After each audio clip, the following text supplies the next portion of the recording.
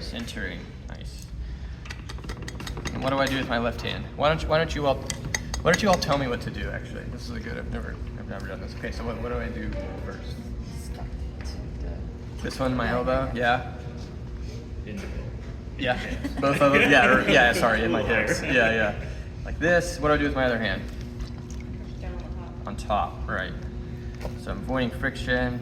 And what shape do I keep going? Like here?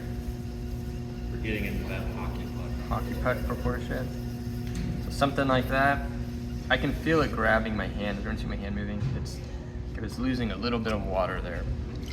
Okay, what do I do now? Use your left hand to push in to bring it back up longer. Or are you just going to start opening? What'd you say?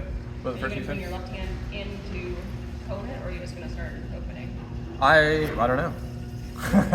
Why do you think I should cone it? It helps to distribute the clay evenly so that if there's any, after wedging, if there's still any inconsistencies in the distribution of your clay, it helps to kind of keep spiraling it all. So like this thing you're talking about? Yeah. It's probably easier to visually catch it too, right? It's not fully centered.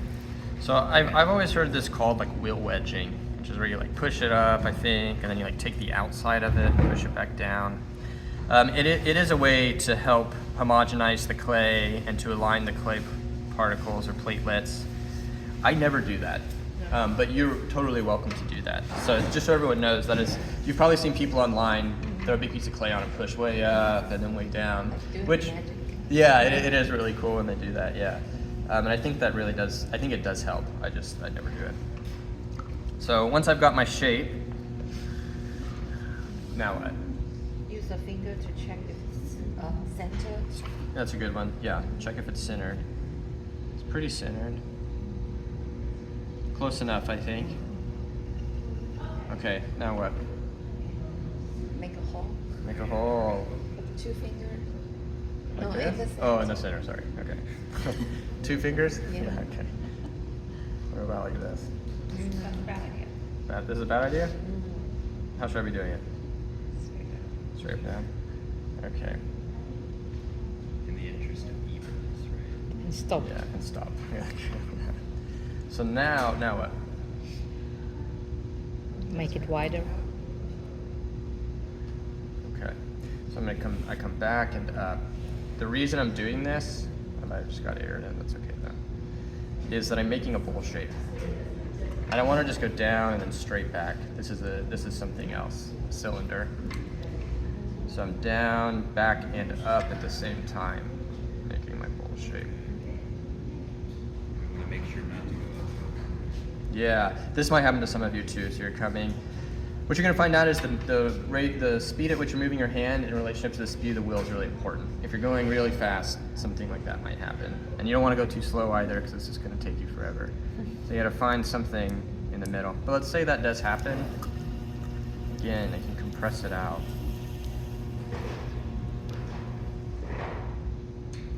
Okay, so I got it opened up.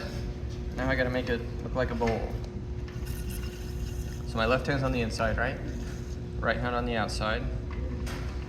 You want to try and touch your elbows down. And if you can have your hands touching in some way, it really helps. So I'm moving out from the center and then pushing in with my right hand and moving up. Everyone's tendency at first, including mine, and something that I still work through, is that as you move your hands up towards the top, you also move your fingers closer together. So you're starting like this and you're doing this. But we want to try not to do that. We want to come here and then try and maintain the same distance. Whenever we were making those pinch pots, remember how I was talking about keeping the pressure even as you moved around? That's what we're trying to do, is to keep this really even.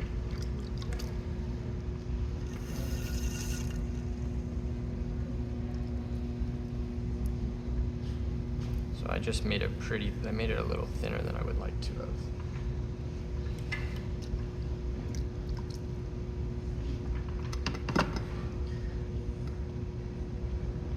So it's not, I didn't bring a ruler over. This is probably like a 6-inch bowl. I'm gonna try to make it a little bit wider with this last pool. Are these wheels 10 or 12 inches?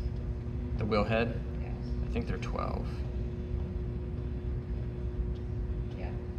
Yeah, so it's a little bit more looking like a bowl.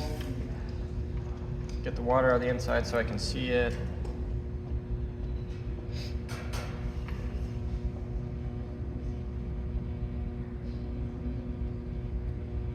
That inside shape's a lot nicer. I want the rim to be round. The rim can be whatever shape you want. I just want you to pay attention to it. So if you want it to be really square, you can make it square. If you want it to be really round, it can be round. And there's all sorts of in-betweens here.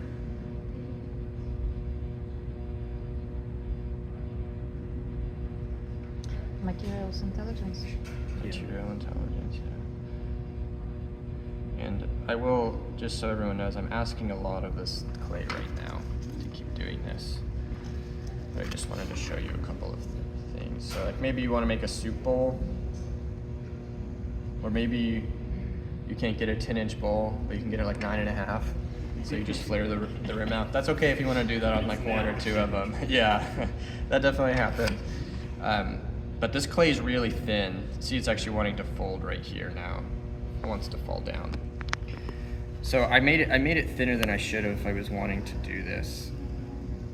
But that's okay, it's good teaching moment. So yeah, let's say something happens. You can take this, roll it thin, and I'm gonna time it, come underneath. My bowls, now I don't have my 10-inch bowl anymore, right? But I do still have a bowl. And you can see that, how thin it is. I mean, that's okay, it's not, that would be nice, but it's obviously fragile too. You get that off. Don't like that cut edge. I'm gonna add a little bit of water. You can see my wheel speed's really slow here. If it was faster, it's gonna wanna fall over. I'm just working on that rim, rounding it over. So that it looks nicer. The reason we round the edges often is one is aesthetics. Like I think it looks good. The other thing is the rim and the foot are the most likely places for it to chip, because you're putting it upside down in the dishwasher or stacking it in the cabinet. So a round edge is a lot less likely to chip. And things get pretty sharp when they have glaze on them.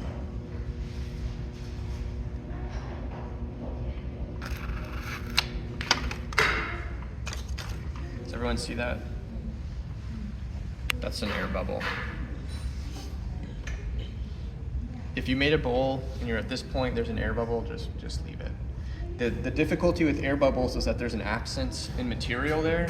So when you go to center it, there's a spot where it's like lighter, and so it gets really hard to center and to throw. It's not gonna really blow up in the kiln. But if you see it early on, like when you're still centering, I usually pop it.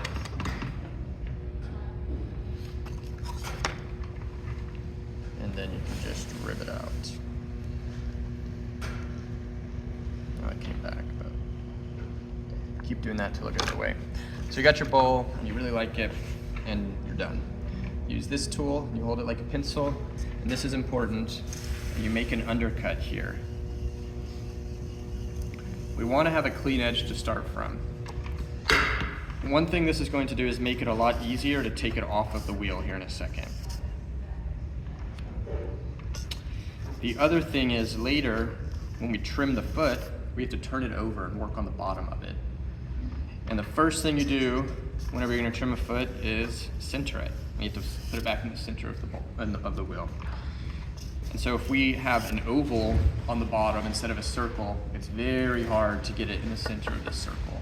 Right? It's never really centered. So a clean shape to start with will make it better later.